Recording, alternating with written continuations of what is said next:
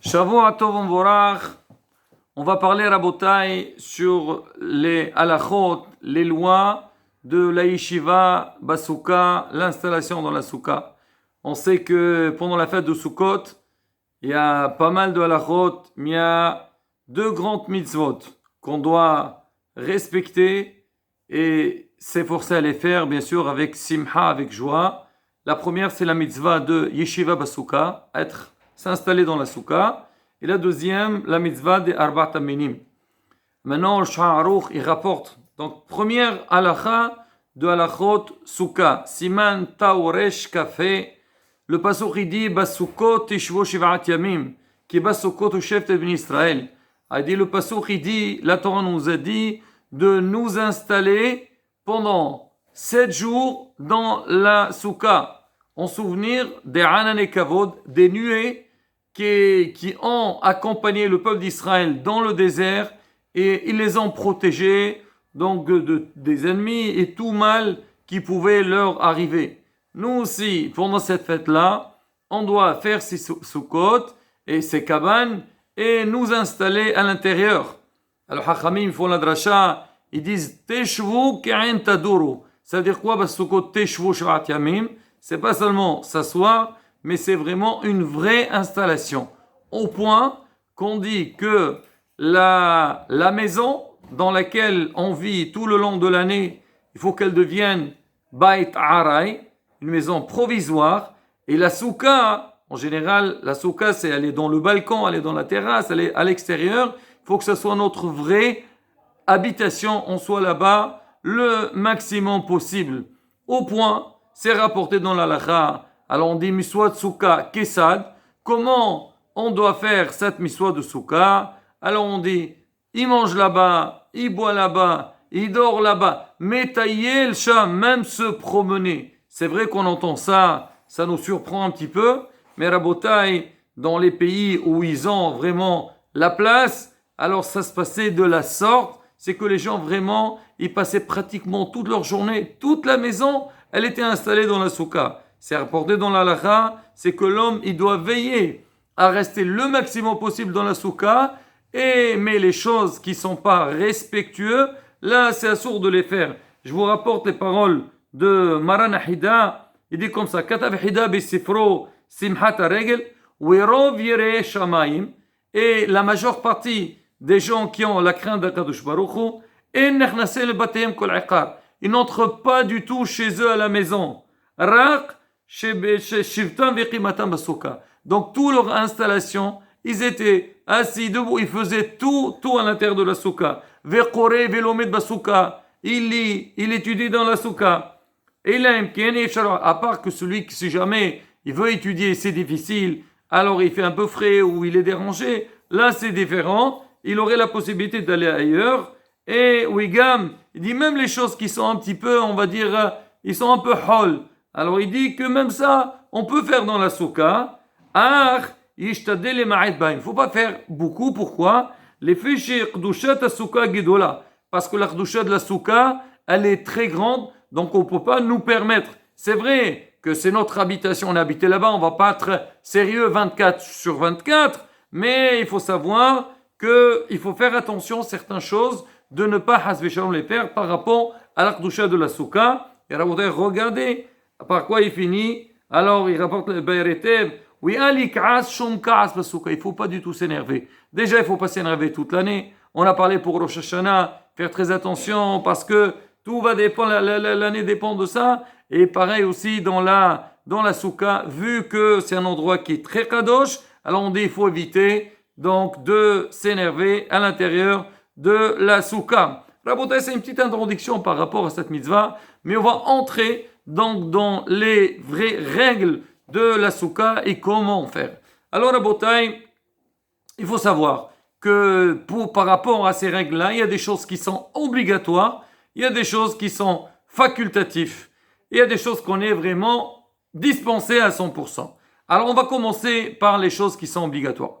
Déjà, pour commencer, on sait que la vraie mitzvah et l'obligation de manger dans la souka concerne la première nuit, donc en Israël, et les 2 premières nuits en Hutz La'aretz, parce que le pasuk Et il a dit, la Gemara, elle fait un limoud Sukkot de Pesach. On dit dans Sukkot, c'est marqué au Hamisha Asar, le 15 du mois, et Pesach aussi, c'est Hamisha Asar.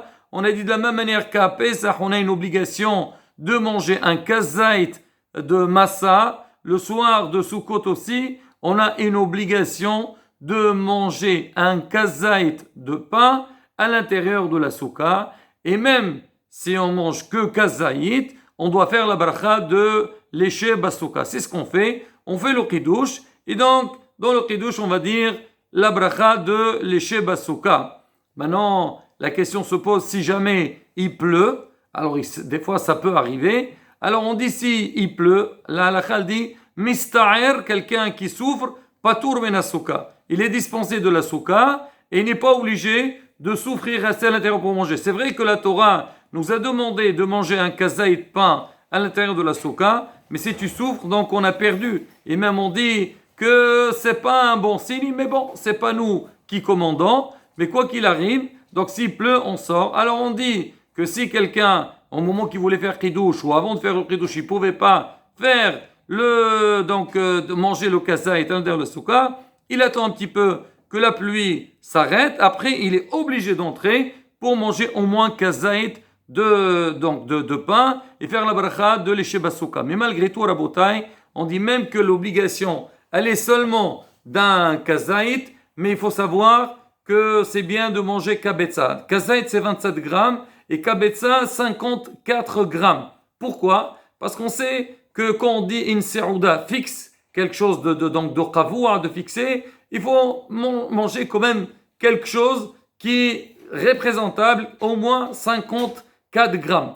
Dans le cas où la personne, donc il y a eu la pluie, et elle n'a pas pu donc faire le moutsi à l'intérieur de la souka, elle peut faire le kiddush, manger à la maison, on a dit après, elle va dans la souka pour faire manger et faire le shibasouka. Si jamais la pluie ne s'est pas arrêtée avant minuit, il veut quand même donc aller manger à l'intérieur, dans ce cas-là, il faut manger obligatoirement kabessa pour faire la bracha de l'éché basouka. Pourquoi? Et justement de là, ça va s'écouler toute la halachot de la fête de Sukkot. Alors parce qu'en vérité, pour faire la bracha de l'éché basouka, il faut manger minimum kabetza. Ça veut dire que si jamais on va manger à partir de 54 grammes de pain, on est obligé de manger à l'intérieur de la souka et on doit faire la bracha de l'échev basouka. Si jamais on mange moins que 54 grammes, alors je parle la semaine, il n'y a pas d'obligation d'entrer manger dans la souka, et même si je mange à la souka, je ne dois pas faire la bracha de l'échev basouka, excepté le premier soir, parce que la Torah, elle a exigé. Donc si maintenant, on va manger après minuit, donc minuit, ça y est, on a fini avec cette première partie de la nuit, on a dit on fait le parallèle avec Pesach et le Korban Pesach, il finissait, donc il était jusqu'à minuit, donc là ça devient une autre, on va dire, on va entrer dans un autre cadre, et là on fera la bracha de l'éché basouka seulement si on mange plus que kabetza, c'est-à-dire plus que 54 grammes. Je précise que le kazaït qu'on va manger, les 27 grammes qu'on va manger donc le soir de Sukkot, il faut faire vite, il faut le manger dans 4 minutes. Maintenant, si quelqu'un, c'est pas évident pour lui dans 4 minutes, il pourra aller jusqu'à 7 minutes et demie, qui est des achilat pras. Ça, Rabotai, concernant le premier soir de Sukkot, si on a oublié de faire Ya'alev Yavon, on doit recommencer. Maintenant, pour la semaine. Alors, pour la semaine, Rabotai, donc, il y a beaucoup de cas de figure pour savoir est-ce qu'on doit manger dans la souka ou pas, on fait la bracha chez Basouka ou pas. Alors, première chose, il faut savoir que l'obligation de manger dans la souka et faire la bracha de chez Basouka ne concerne seulement la consommation d'un plat ou donc de la nourriture qui est composée des 5 céréales. Déjà pour commencer, ça veut dire si on va consommer un aliment qui ne fait pas partie des 5 céréales, il n'y a aucune obligation de manger dans la souka. Et même si on veut manger dans la souka, on ne fait pas du tout la bracha de l'éché basouka. Encore une fois, je me répète. Donc Rabotai, c'est marqué, comme on a vu Maranahida, il faut essayer de manger tout le temps à l'intérieur de la souka. Maintenant, comment ça se passe? Alors, on ne parle pas du premier soir Rabotai. Donc, on va dire les autres jours. Si jamais je mange, on va prendre le pain. Pour commencer, si je mange moins que 54 grammes de pain, j'ai pas d'obligation de manger à l'intérieur de la souka. Si je vais manger à l'intérieur de la souka, je ne fais pas la bracha de l'Eshev Basouka. À partir de 54 grammes, la rabotai, je ne peux pas manger en dehors de la souka. Je suis obligé de manger à l'intérieur de la souka et faire la bracha de l'Eshev Basouka. Maintenant, les autres, on va dire non, par exemple les gâteaux. Les gâteaux, ils sont composés, ils sont faits par les 5 céréales, mais eux, ils n'ont pas la bracha de moussi. Alors, si jamais on parle donc des gâteaux ou bien des aliments qui sont enfournés, ils s'appellent pataba bekisni. Alors, pareil, si je mange moins que 54 grammes, je n'ai pas d'obligation de manger à la souka. Si je veux manger à la souka, je ne fais pas la bracha de l'Eshev Basouka. Maintenant, si je mange plus que 54 grammes, là, je suis obligé de manger à l'intérieur de la souka. Mais je ne fais pas la bracha de l'Eshev Basouka.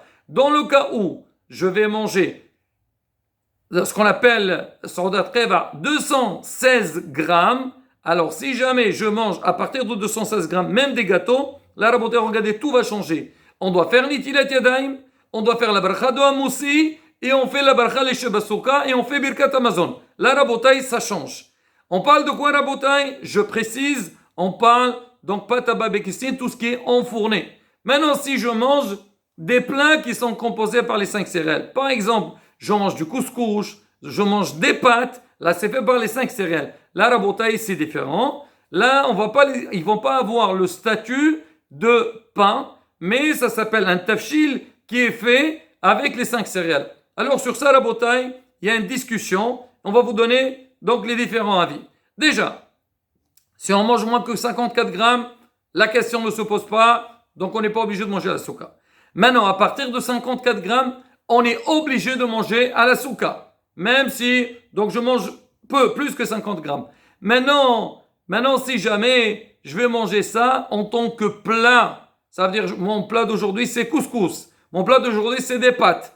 Alors, notre minag, selon le Brit Keuna, le Ishmaster aussi rapporte, il dit à partir du moment, c'est mon plat, je dois faire, bon, bien sûr je ne fais pas Nitilat Yadayim, je ne fais pas moussi, je fais mezonot, mais je dois faire la bracha l'Eshev Basouka, parce que c'est mon plat principal.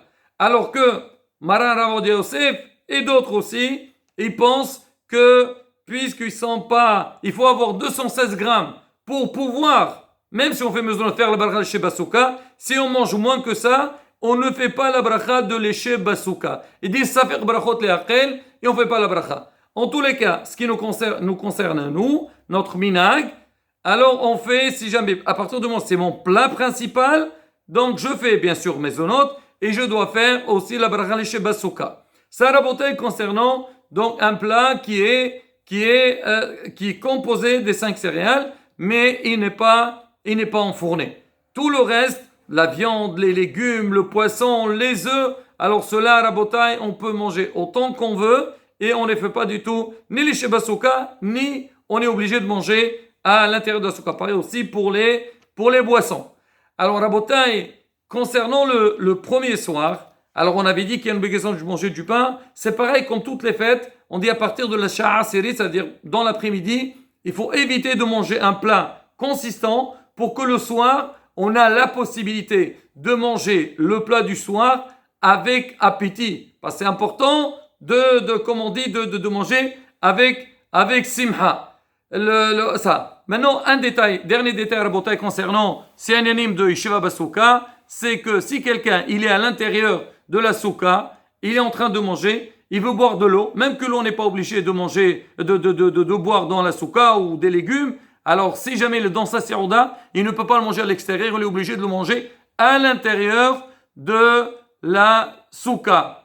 Voilà maintenant un autre détail rabotai, c'est pas évident, mais celui qui peut le faire, c'est dormir aussi à la souka. On dit, contrairement, donc dormir que consommer, on a dit pour manger, si achilat aray on n'est pas tour, achilat keva, quelque chose de fixe, on est obligé. Pour dormir, on dit même un petit peu, on n'a pas le droit de dormir en dehors de la souka. Rabotai, celui qui peut, Bessimha. Je finis avec une petite histoire. avant que le Hagra, la Gaon Mivina, on raconte sur lui que, bon, malheureusement, les Juifs toujours, Ba'avonot, une fois il était en prison pendant la fête de Sukkot, et il avait peur de dormir, alors il a passé tout son temps à courir à l'intérieur chaque fois qu'il avait sommeil, parce qu'il ne voulait pas dormir en dehors de la Souka.